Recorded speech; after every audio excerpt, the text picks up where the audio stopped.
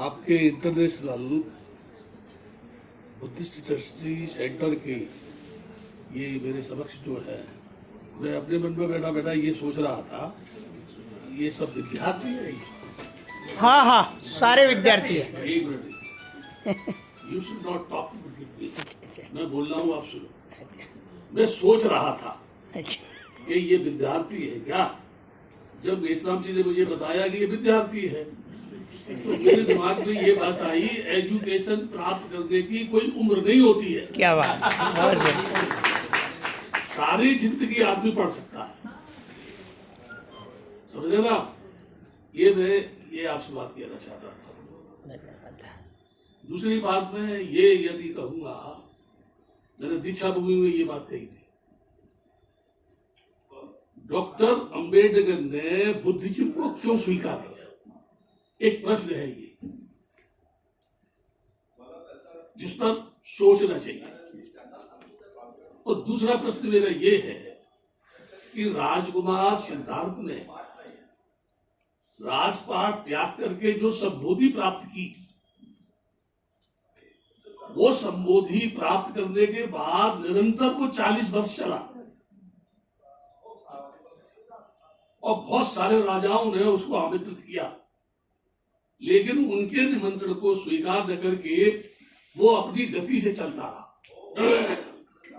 आपको ये सोचना है कि वो उधर क्यों नहीं गया। इसका मूल कारण ये है कि वो स्वयं राजा का बेटा था। अब दो इतिहास लेके मैं आऊंगा। अभी उस पर चर्चा करने से पहले एक बात मेसराम के संबंध में कहूंगा। मैं उनके साथ जब आया तो अपने मन में ये सोच रहा था, ये आदमी मुझे क्यों ले रहा। बहुत सारे लोग मुझसे कहते हैं वहां चलो वहां चलो।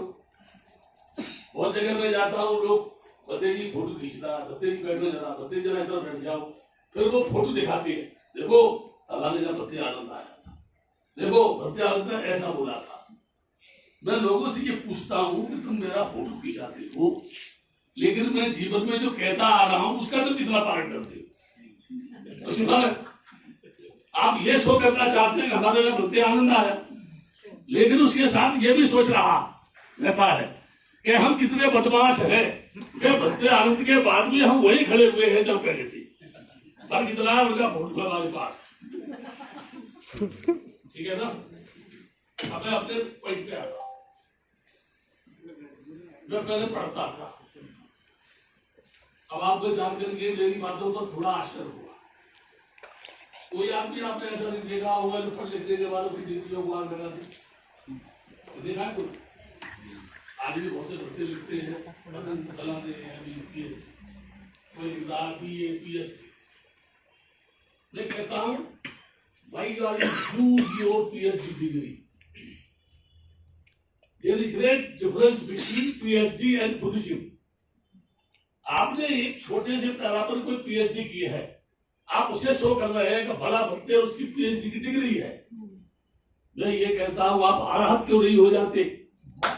क्यों आप अरहत क्यों नहीं बन सकते हैं? अब मैं पॉइंट पे आ रहा हूं अपने पर। जिस बुद्ध ने सारी दुनिया को अपने संदेश से ओत-प्रोत कर दिया, जापान हो, कोरिया हो, ताइवान हो, मलेशिया हो, अफगानिस्तान हो, जम्बू तक यानी बामयान की गुफाओं तक बुद्ध का दर्शन फैला हुआ है। और पहाड़ों को, समुद्रों को पार करके कंदराओं में, गुफाओं में वो बुद्ध की प्रतिमाओं को तराशने वाले वो भिक्षु आज नहीं है, लेकिन बुद्धिज्म हमको दिखाई देता है ना। अब यह प्रश्न ये है, बुद्ध है क्या? मैंने एक बार बहुत सारे भिक्षुओं को पूछा, मेरा जो मेरी फिलॉसफी है, जो मेरा दर्शन है, जो बता रहा था डिग्री में क्यों आग लगाई। मैंने ये सोचा, पढ़ लिखने के बाद मुझे कोई नौकरी तो करनी नहीं है, और यदि मैं सर्टिफिकेट लेके घूमूंगा भी तो एक वो नाम जिसके माध्यम से मैं पढ़ा, और एक वो नाम जो मैं भिक्षु के रूप में खड़ा हुआ हूं। तो ये आदमी वो नहीं है जो पढ़ने वाला था, और जो पढ़ने वाला आदमी था वो ये नहीं है। क्योंकि वो मर गया जब ये भक्ति आनंद बना। दोनों एक साथ तो नहीं रह सकते, समझ रहे मेरी बात को आप? तो शिक्षा वो शो करते हैं जिससे लोग समझे हम बहुत पढ़े लिखे हैं। मैं ये कहता हूं, शिक्षा का मतलब ये नहीं है कि आप बहुत पढ़ गए हैं, आप में ईगो आ गया है। शिक्षा प्राप्त करने के बाद मैंने पीएचडी की है, मैं एलएलबी हूं, मैंने ये किया है, ये ईगो है। डॉक्टर अंबेडकर ने ये कहा, शिक्षित बनने के बाद शिक्षा का मतलब ये है कि अशिक्षित व्यक्ति को आप शिक्षित होने का आभास कराएं और उसे बताएं कि जीवन में शिक्षा क्यों जरूरी है। जब पढ़ा लिखा आदमी अनपढ़ आदमी से घृणा करेगा तो मुझे बताओ, पढ़े लिखे लोगों की एक अलग जमात बनेगी और वो अनपढ़ लोगों के साथ दुर्व्यवहार करेगा तो समाज के बीच में दूरी बढ़ेगी। मैं अपने मन में सोचता, बुद्ध क्या में रहा हूं, जैसा हर्ष मोदी ने बताया। एक बार एक लड़की थाईलैंड की रात में चिल्ला रही थी 9 बजे महाबोधि विहार में, और उस समय मैं मौजूद था वहां पर। तो बोल रही थी कि मैं होल नाइट मैं यहां बैठना चाहती हूं। तो उसकी भाषा को कर्मचारी नहीं समझ पा रहे थे और कर्मचारी उससे बोल रहे थे कि तुमको लेटर लिखना है, वो नहीं समझ पा रही थी। बाद में वो झगड़ा मेरे पास आया, मैं गया, क्या बात है? वो दरवाजा बंद नहीं करने दे रही है, टेम्पल का जो है वो शोरगुल कर रही है, ऊधम मचा रही है वो। चलो मैं चलता हूं। मैं 10 साढ़े 9 बजे करीब वहां पहुंचा।